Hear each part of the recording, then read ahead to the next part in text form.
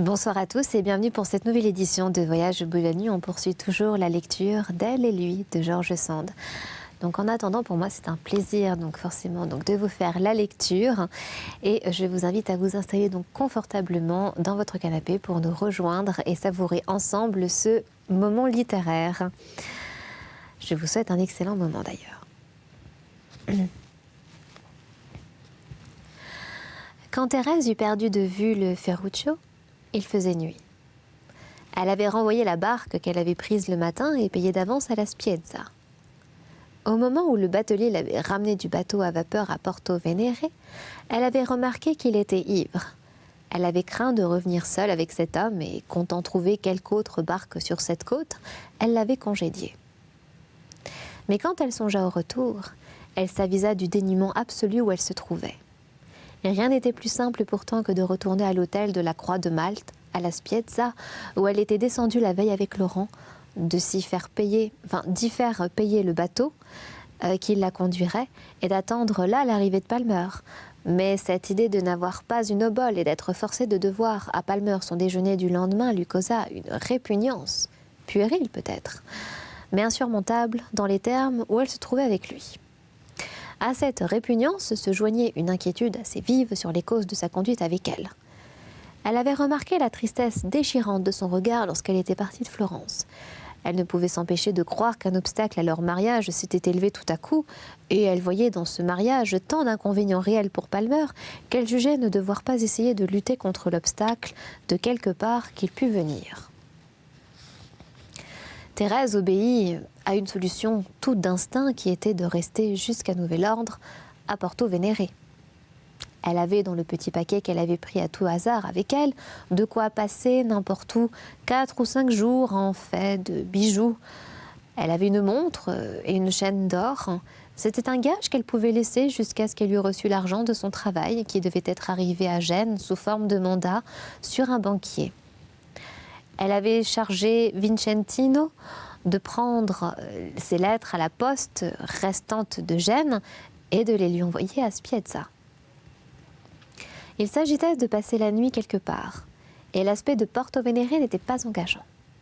Ces hautes maisons qui plongent, du côté de la passe de mer jusqu'au bord de l'eau, sont dans l'intérieur de la ville tellement du niveau avec le sommet du rocher qu'il faut se baisser en plusieurs endroits pour passer sous l'auvent de leur toit, projeté jusque vers le milieu de la rue.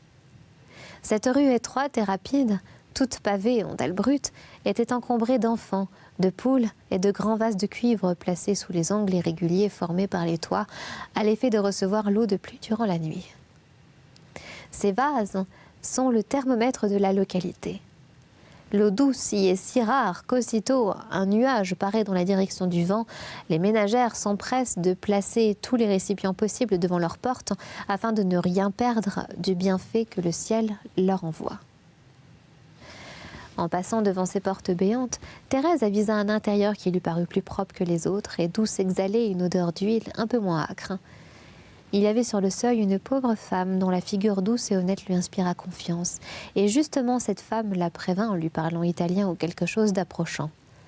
Thérèse put donc s'entendre avec cette bonne femme qui lui demandait d'un air obligeant si elle cherchait quelqu'un. Elle entra, regarda le local et demanda si l'on pouvait disposer d'une chambre pour la nuit. Oui, certainement, d'une chambre meilleure que celle-ci, où vous serez plus tranquille que dans l'auberge, où vous entendriez les mariniers chanter toute la nuit. Mais je ne suis pas aubergiste et si vous ne voulez pas que j'aie des querelles, vous direz tout haut demain dans la rue que vous me connaissiez avant de venir ici. Soit, dit Thérèse, montrez-moi cette chambre. On lui fit monter quelques marches et elle se trouva dans une pièce vaste et misérable d'où l'œil embrasait un immense panorama sur la mer et sur le golfe. Elle prit cette chambre en amitié à première vue, sans trop savoir pourquoi, si ce n'est qu'elle lui fit l'effet d'un refuge contre des liens qu'elle ne voulait pas être forcée d'accepter. C'est de là qu'elle écrivit le lendemain à sa mère. « Ma chère bien-aimée, me voilà tranquille depuis 12 heures et en pleine possession de mon libre arbitre, pour je ne sais combien de jours ou d'années. Tout a été remis en question moi-même et vous allez être juge de la situation. Ce fatal amour qui vous effrayait t'en es pas renoué et ne le sera pas. Sur ce point, soyez en paix. J'ai suivi mon malade, je l'ai embarqué hier soir. Si je n'ai pas sauvé sa pauvre âme, et je n'ose guère m'en flatter, du moins je l'ai amendé. Et j'y fais entrer pour quelque instant la douceur et l'amitié. Si j'avais voulu l'en croire, il était pour jamais guérir de ses orages. Mais je voyais bien, à ses contradictions et à ses retours vers moi, qu'il y avait encore en lui ce qui fait le fond de sa nature et ce que je ne saurais bien définir qu'en l'appelant l'amour de ce qui n'est pas. Hélas, oui, cet enfant voudrait avoir pour maîtresse quelque chose comme la Vénus de Milo, animée du souffle de ma patronne Sainte Thérèse, ou plutôt, il faudrait que la même femme fût aujourd'hui Sappho et demain Jeanne d'Arc. Malheur à moi d'avoir pu croire qu'après m'avoir orné dans son imagination de tous les attributs de la divinité, il n'ouvrirait pas les yeux le lendemain. Il faut que, sans m'en douter, je sois bien vaine pour avoir pu accepter la tâche d'inspirer un culte. Mais non, je ne l'étais pas, je vous jure. Je ne songeais pas à moi. Le jour où je me suis laissée porter sur cet autel, je lui disais « Puisqu'il faut absolument que tu m'adores, au lieu de m'aimer, ce qui me vaudrait bien mieux, adore-moi, hélas, sauf à me briser demain. » Il m'a brisé, mais de quoi puis-je me plaindre? Je l'avais prévu et je m'y étais soumise d'avance. Pourtant, j'ai été faible, indignée et infortunée quand cet affreux moment est venu.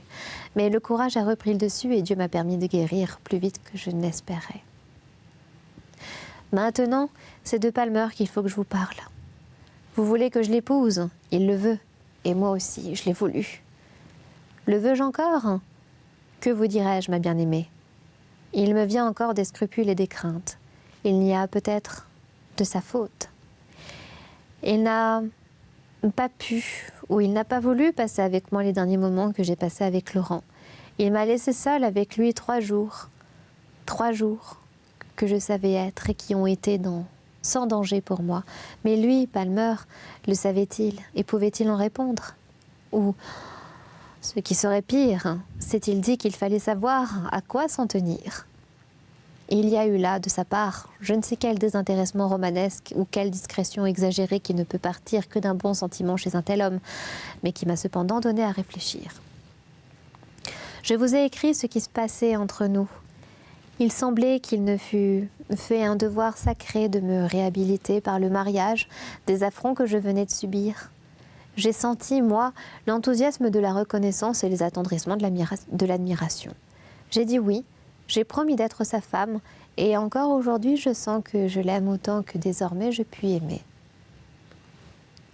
Cependant, aujourd'hui, j'hésite, parce qu'il me semble qu'il se repent. Est-ce que je rêve? Je ne sais rien, mais pourquoi n'a-t-il pas pu me suivre ici?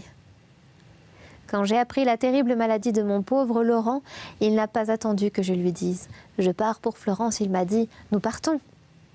Les 20 nuits que j'ai passées au chevet de Laurent, il les a passées dans la chambre voisine et il ne m'a jamais dit « Vous vous tuez », mais seulement « Reposez-vous un peu afin de pouvoir continuer ».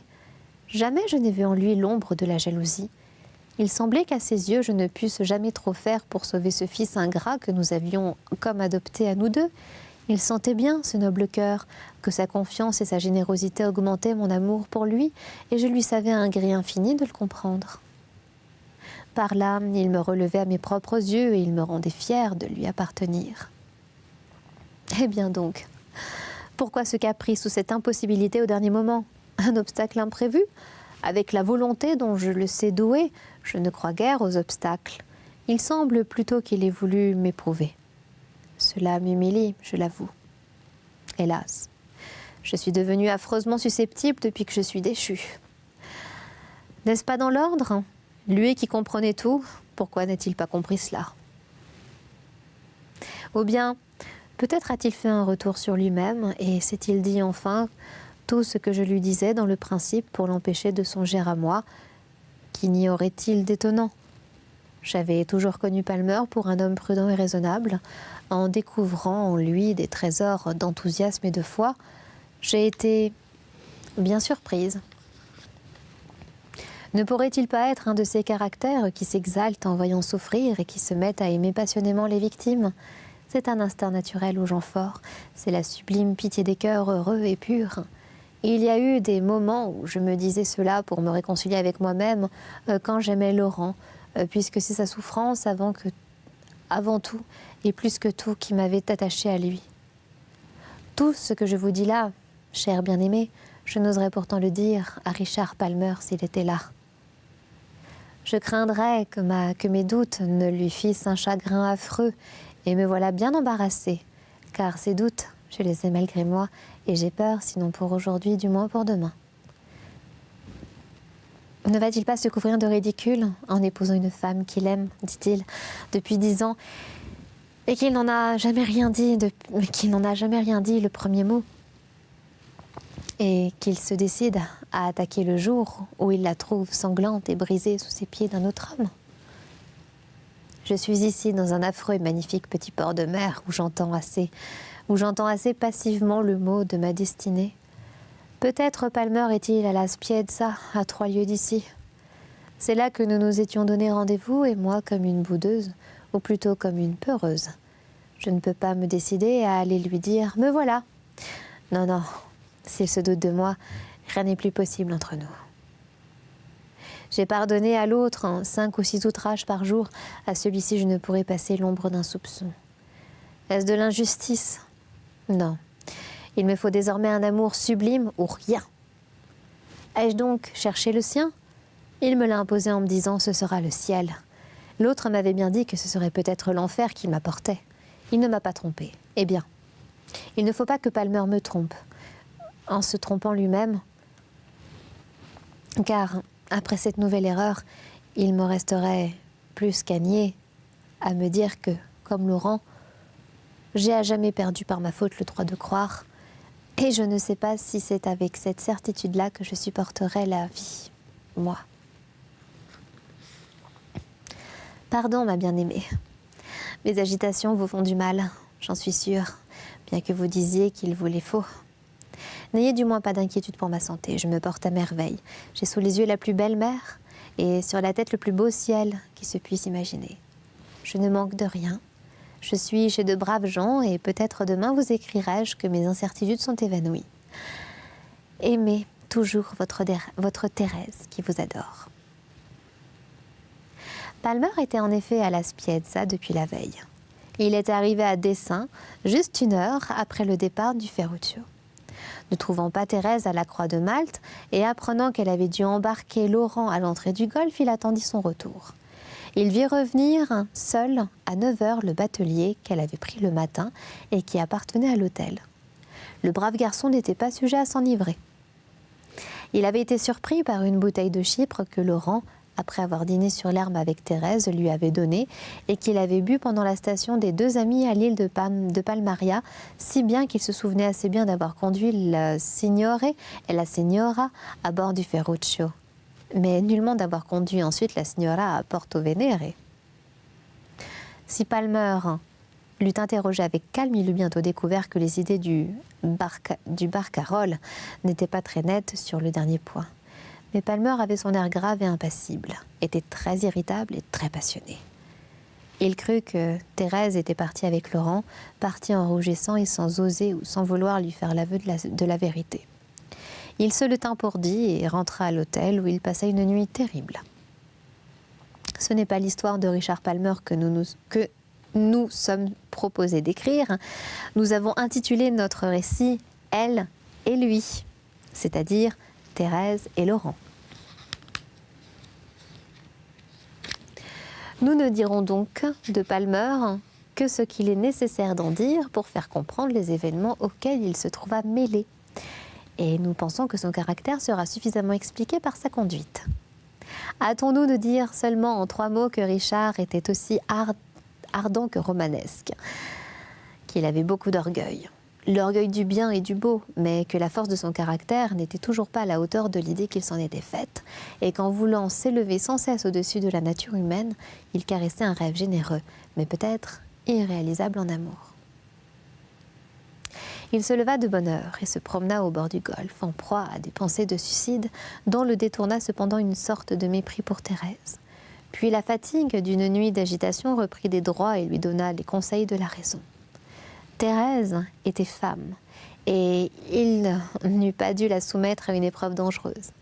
Eh bien, puisqu'il en est ainsi, puisque Thérèse, placée si haut dans son estime, avait été vaincue par une passion déplorable après des promesses sacrées, il ne fallait plus croire à aucune femme, et aucune femme ne méritait le sacrifice de la vie d'un galant homme. Palmer en était là, lorsqu'il vit aborder, près du lieu où il se trouvait, un élégant canot noir monté par un officier de marine. Les 8 rameurs qui faisaient rapidement glisser la longue et mince embarcation sur le flot tranquille relevèrent leurs rames blanches en signe de respect avec une précision militaire. L'officier mit pied à terre et se dirigea vers Richard, qu'il avait reconnu de loin. C'était le capitaine Lawson, commandant la frégate l'américaine Union, en station depuis 1 an dans le Golfe. On sait que les puissances maritimes envoient stationner pour plusieurs mois ou plusieurs années des navires destinés à protéger leurs relations commerciales dans les différents parages du globe. Lawson était l'ami d'enfance de Palmer, qui avait donné à Thérèse une lettre de recommandation pour lui, dans le cas où elle voudrait visiter le navire en parcourant la rade. Palmer pensa que Lawson allait lui parler d'elle, mais elle n'en fut rien. Il n'avait reçu aucune lettre. Il n'avait vu personne venant de sa part. Il l'emmena déjeuner à son bord et Richard se laissa faire. L'Union quittait la station à la fin du printemps. Palmer caressa l'idée de profiter de l'occasion pour retourner en Amérique. Tout lui semblait rompu entre Thérèse et lui. Pourtant, il résolut de rester à La Spiezza, la vue de la mer ayant toujours eu sur lui une influence fortifiante dans les moments difficiles de la vie.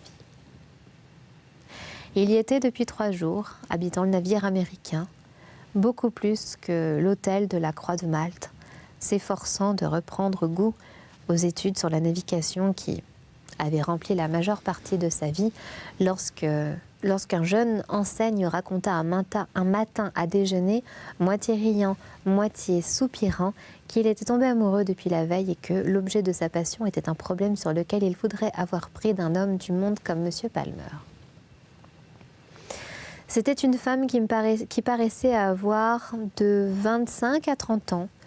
Il ne l'avait vue qu'à une fenêtre où elle était assise, faisant de la dentelle. La grosse dentelle de coton est l'ouvrage des femmes du peuple sur toute la côte génoise. C'était autrefois une branche de commerce que les métiers ont ruinée, mais qui sert encore d'occupation et de petits profits aux femmes et aux filles du littoral.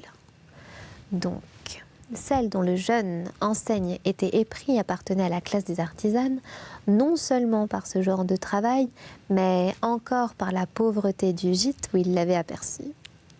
Cependant, la coupe de sa robe noire et la distinction de ses traits lui causaient du doute. Elle avait ses cheveux ondés, qui n'étaient ni bruns ni blonds, des yeux rêveurs, un teint pâle. Elle avait très bien vu que, de l'auberge où il s'était réfugié contre la pluie, le jeune officier la contemplait avec curiosité. Elle n'avait daigné ni l'encourager, ni se soustraire à ses regards. Elle lui avait offert l'image désespérante de l'indifférence personnifiée. Le jeune marin raconta encore qu'il avait interrogé l'aubergiste de Porto Venere. Celle-ci lui avait répondu que l'étrangère était là depuis 3 jours, chez une vieille femme de l'endroit qui la faisait passer pour sa nièce et qui mentait probablement, car c'était une vieille intrigante qui louait une mauvaise chambre au détriment de l'auberge attitrée et patentée, et qui se mêlait d'attirer, de nourrir les voyageurs apparemment, mais qui devait les nourrir bien mal, car elle n'avait rien, et pour se mériter le mépris des gens établis et des voyageurs qui se respectent. En raison de ce discours, le jeune enseigne n'avait rien de plus pressé que d'aller chez la vieille et de lui demander à loger pour un de ses amis qui attendait, espérant, à la faveur de cette histoire, la faire causer et savoir quelque chose sur le compte de cet inconnu. Mais la vieille avait été impénétrable et même incorruptible. Le portrait que le marin faisait de cette jeune inconnue éveilla l'attention de Palmer. Ce pouvait être celui de Thérèse, mais que faisait-elle et pourquoi se cachait-elle à Porto Venere? Sans doute, elle n'y était pas seule. Laurent devait être caché dans quelque autre coin. Palmer agita en lui-même la question de savoir s'il s'en irait en Chine pour n'être pas témoin de son malheur. Pourtant, il prit le parti le plus raisonnable qui était de savoir à quoi s'en tenir. Il se fit conduire aussitôt à Porto Venere et n'eut de peine à y découvrir Thérèse, logée et occupée ainsi qu'on le lui avait raconté. L'explication plus vive et franche. Tous deux étaient trop sincères pour se bouder. Aussi, tous deux s'avouèrent-ils qu'ils avaient eu beaucoup d'humeur l'un contre l'autre. Palmer pour n'avoir pas été averti par Thérèse du lieu de sa retraite, Thérèse pour n'avoir pas été mieux cherchée et retrouvée plus tôt par Palmer. « Mon ami, lui dit celui-ci, vous semblez me reprocher surtout de vous avoir comme abandonné à un danger. Ce danger, moi, je n'y croyais pas. Vous aviez raison et je vous en remercie. Alors pourquoi étiez-vous triste et comme désespéré en me voyant partir ? Et comment se fait-il qu'en arrivant ici, vous n'ayez pas pu découvrir où j'étais dès le premier jour ? Vous avez donc supposé que j'étais partie et qu'il était inutile de me chercher ? Écoutez-moi, dit Palmer, éludant la question. Et vous verrez que j'ai eu depuis quelques jours bien des amertumes qui ont pu me faire perdre la tête. Vous comprendrez aussi pourquoi, vous ayant connue toute jeune et pouvant prétendre à vous épouser, j'ai passé à côté d'un bonheur dont le regret et le rêve ne m'ont jamais quitté. J'étais dès lors l'amant d'une femme qui s'est jouée de moi de 1000 manières. Je me croyais, je m'y suis crue. Pendant 10 ans, de devoir la renouveler et de la protéger. Enfin, elle a mis le comble sur son ingratitude et sur sa perfidie et j'ai pu l'abandonner, l'oublier de disposer de moi-même. Eh bien, cette femme que je croyais en Angleterre, je l'ai retrouvée à Florence au moment où Laurent devait partir. Abandonnée d'un nouvel amant qui m'avait succédé, elle voulait et comptait me reprendre. Tant de fois, déjà elle m'avait trouvé généreux ou faible. Elle m'écrivait une lettre de menace et feignant une jalousie absurde, elle prétendait venir vous insulter en ma présence. Je la savais femme à ne reculer devant aucun scandale, et je ne voulais pour rien au monde que vous fussiez seulement témoin de ses fureurs. Je ne pus la décider à ne pas se montrer qu'en lui promettant d'avoir une explication avec elle le jour même. Elle demeurait précisément dans l'hôtel où nous logions, auprès de notre malade. Et quand le voiturin qui devait emmener Laurent arriva devant la porte, elle était là, résolue à faire un esclandre. Son thème, odieux et ridicule, était de crier devant tous les gens de l'hôtel et de la rue que je partageais ma nouvelle maîtresse avec Laurent de Fauvel. Voilà pourquoi je vous fis partir avec lui et pourquoi je restais afin d'en finir avec cette folle sans vous compromettre et sans vous exposer à la voir ou à l'entendre. À présent, ne dites plus que j'ai voulu vous soumettre à une épreuve en vous laissant seule avec Laurent. J'ai assez souffert de cela, mon Dieu, ne m'accusez pas. Et quand je vous ai cru partie avec lui, toutes les furies de l'enfer se sont mises après moi. Et voilà ce que je vous reproche, dit Thérèse. Ah, que voulez-vous, s'écria Palmer. J'ai été si odieusement trompée dans ma vie. Cette misérable femme avait remué en moi tout un monde d'amertume et de mépris. Et ce mépris a rejailli sur moi ? Oh, ne dites pas cela, Thérèse. Moi aussi, pourtant, reprit-elle. J'ai été bien trompée, et je ne croyais en vous qu'en même. Ne parlons plus de cela, mon ami. Je regrette d'avoir été forcée de vous confier mon passé. Vous allez croire qu'il peut réagir sur mon avenir et que, comme Laurent, je vous ferai payer les trahisons dont j'ai été abreuvée. Voyons, ma chère Thérèse. Chassons ces tristes pensées. Vous êtes ici dans un endroit à donner le spleen. La barque nous attend. Venez vous établir à la Spiezza. Non, dit Thérèse, je reste ici, moi. Comment ? Mais qu'est-ce donc ? Du dépit entre nous ? Non, non, mon cher Dick, reprit-elle en lui tenant la main. Avec vous, je n'en veux jamais avoir. Oh. Faites, je vous en supplie, que votre affection soit un idéal de sincérité, car j'y veux, quant à moi, faire tout ce qui est possible à une âme croyante. Mais je ne vous savais pas jaloux. Vous l'avez été, et vous en convenez.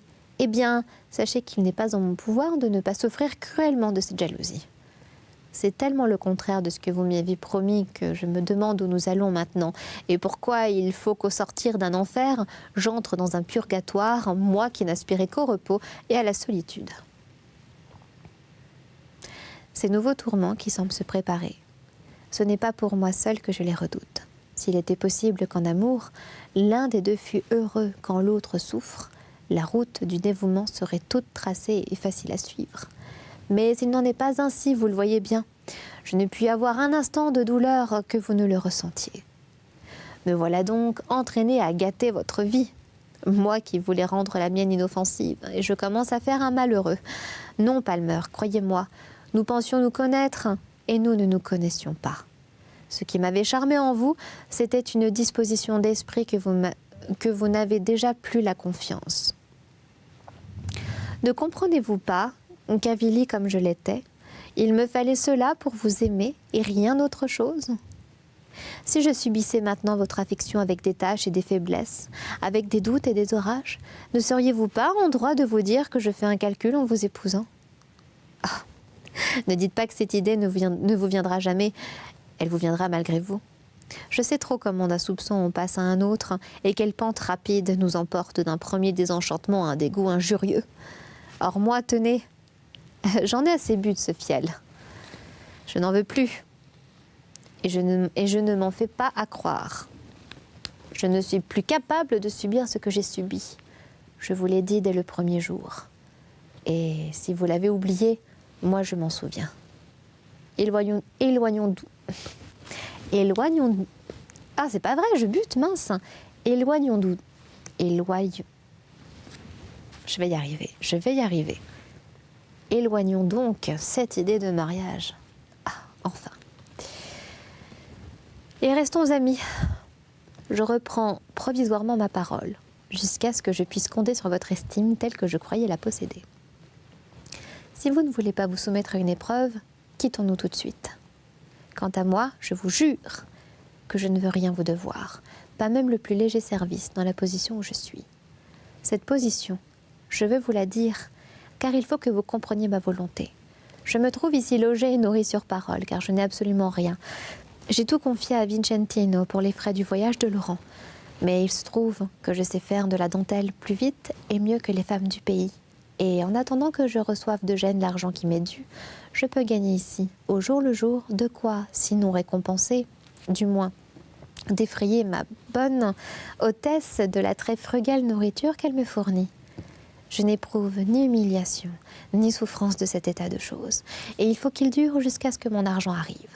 Je verrai alors quelle partie j'ai à prendre. Jusque-là, retournez à la Spiezza et venez me voir quand vous voudrez. Je ferai de la dentelle tout en causant avec vous. Palmer dut se soumettre et il se soumit de bonne grâce. Il espérait regagner la confiance de Thérèse et il sentait bien l'avoir ébranlée par sa faute. Et c'est ainsi que s'achève donc cette lecture d'Elle et lui de George Sand.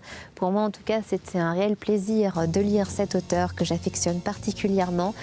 N'oubliez pas qu'elle était le grand amour d'Alfred de Musset, ça c'est pour votre culture perso. Et moi, en attendant, je vous retrouve très vite pour de nouvelles aventures littéraires dans Voyage au bout de la nuit. À très vite.